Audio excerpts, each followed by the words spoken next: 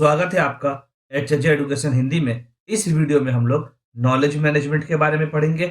Knowledge management से जुड़े challenges को जानेंगे।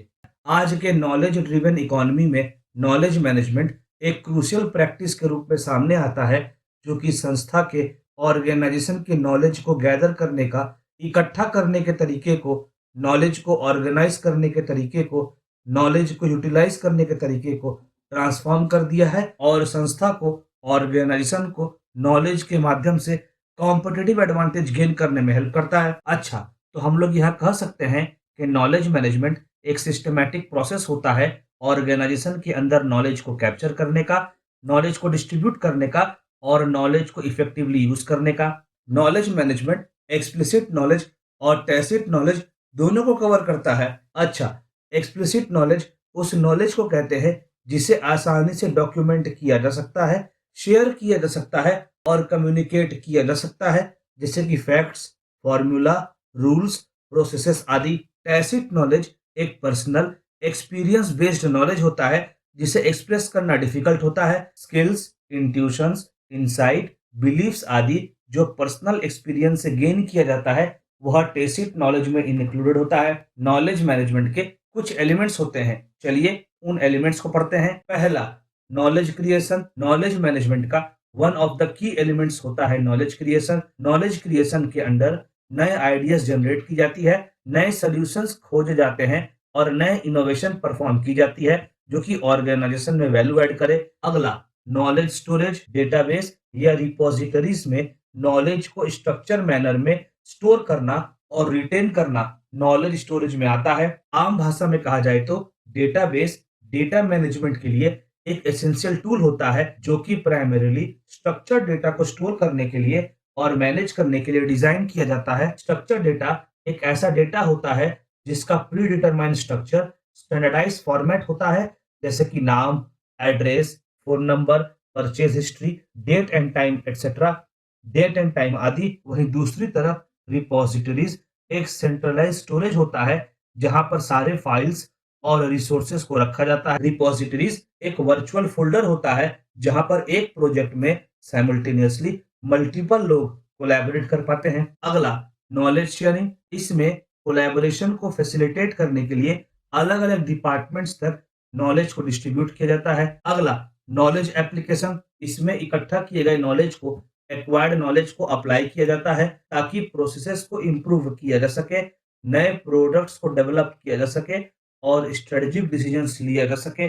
Strategic decisions long term choices को दिखाता है, कंपनीज को लॉन्ग टर्म गोल्स को और ऑब्जेक्टिव्स को अचीव करने में हेल्प करता है। अच्छा, अब तक हम लोगों ने नॉलेज मैनेजमेंट के बारे में पढ़ा। चलिए आगे बढ़ते हैं और नॉलेज मैनेजमेंट से जुड़े चैलेंजेस को पढ़ते हैं। पहला, टेक्नोलॉजिकल चैलेंजेस। नॉलेज को मैनेज करने में टेक्नोलॉजी एक बैकबोन के रूप में सामने आता है और टेक्नोलॉजी वह साधन है जो इंफॉर्मेशन को स्टोर करने में हेल्प करता है, नॉलेज को रिट्रीव करने में हेल्प करता है और नॉलेज को डिस्ट्रीब्यूट करने में भी हेल्प करता है। पर टेक्नोलॉजी से जुड़ा कुछ हर्डल्स भी होते हैं, जैसे बहुत सारे ऑर्गेनाइजेशन अलग अलग सिस्टम्स और प्लेटफॉर्म्स को यूज करते हैं जो कभी कभी काम में नहीं भी आते हैं। अब ऐसे बेकार सिस्टम को नॉलेज मैनेजमेंट के प्रोसेस के साथ इंटीग्रेट करने में काफी टाइम लगता है और ऑर्गेनाइजेशन को, संस्था को काफी खर्च भी करना पड़ता है। और जब डेटा अनस्ट्रक्चर्ड होता है तो ऐसे सिचुएशन में डेटा से काम का इंसाइट डिराइव करने में काफी परेशानी होती है। बढ़ते साइबर थ्रेट की वजह से, डेटा ब्रीचिंग की घटना की वजह से इस डिजिटल एज में डेटा को सेफगार्ड करना एक चैलेंजिंग टास्क हो जाता है। अच्छा, रैपिड टेक्नोलॉजिकल एडवांसमेंट की वजह से नॉलेज मैनेजमेंट टूल काफी जल्दी ऑब्सोलेट हो जाते हैं, जिसकी वजह से समय समय पर अपडेट की आवश्यकता पड़ती है, जिसकी वजह से समय समय पर टूल को अपडेट करने की आवश्यकता पड़ती है। अगला चैलेंज है ऑर्गेनाइजेशनल चैलेंज। ऑर्गेनाइजेशन का कल्चर और स्ट्रक्चर भी नॉलेज मैनेजमेंट की एबिलिटी को खासा प्रभावित करता है। जैसे नॉलेज मैनेजमेंट का इनिशिएटिव फेल हो जाता है जब इनिशिएटिव ऑर्गेनाइजेशन के गोल्स और ऑब्जेक्टिव्स के हिसाब से अलाइन नहीं होता है, जब डिपार्टमेंट और टीम्स आइसोलेशन में काम करते हैं, आपस में कोऑर्डिनेट नहीं करते हैं, आपस में नॉलेज शेयरिंग नहीं करते हैं, तो उससे भी नॉलेज मैनेजमेंट का प्रोसेस हिंडर होता है, नॉलेज मैनेजमेंट का प्रोसेस बाधित होता है। आगे, नॉलेज मैनेजमेंट के टूल के लिए सफिशिएंट बजट को एलोकेट ना करना, स्टाफ को प्रॉपर ट्रेनिंग ना प्रोवाइड करना कि कैसे नॉलेज मैनेजमेंट का प्रोसेस परफॉर्म किया जाता है, तो इससे भी नॉलेज मैनेजमेंट का प्रोसेस नेगेटिवली प्रभावित होता है। कभी-कभी एम्प्लॉइज और मैनेजर्स नए चेंजेस को अडॉप्ट नहीं करते हैं, नए चेंजेस के हिसाब से नहीं ढलते हैं, क्योंकि उन्हें डर लगता है कि वह नए चेंजेस के हिसाब से अपने आप को ढाल नहीं पाएंगे, और उन्हें यह भी डर लगता है कि नए चेंजेस को वे समझ नहीं पाएंगे। अगला चैलेंज है ह्यूमन चैलेंजेस। नॉलेज मैनेजमेंट का प्रोसेस का सेंट्रल पार्ट होते हैं ह्यूमंस, क्योंकि ह्यूमंस नॉलेज क्रिएटर भी होते हैं, नॉलेज यूजर भी।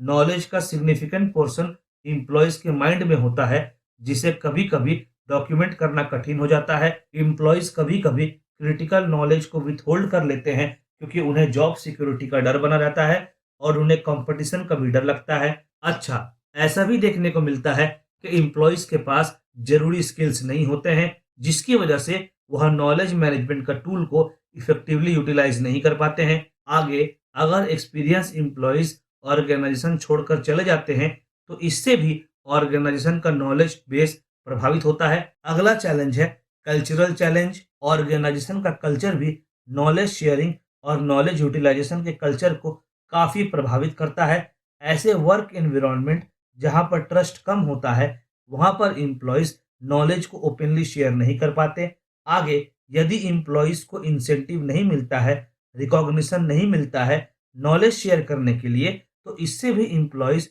नॉलेज शेयर करने में मोटिवेटेड फील नहीं करते। अगर ऑर्गेनाइजेशन ग्लोबल है, तो जाहिर सी बात है, तो उसमें एम्प्लॉयज के लैंग्वेज अलग अलग होंगे और एम्प्लॉयज अलग अलग बैकग्राउंड से आते होंगे। एम्प्लॉयज का अलग अलग कम्युनिकेशन स्टाइल होगा, जिसकी वजह से नॉलेज शेयरिंग में प्रॉब्लम अराइज होता है। अगला, एक्सटर्नल चैलेंज।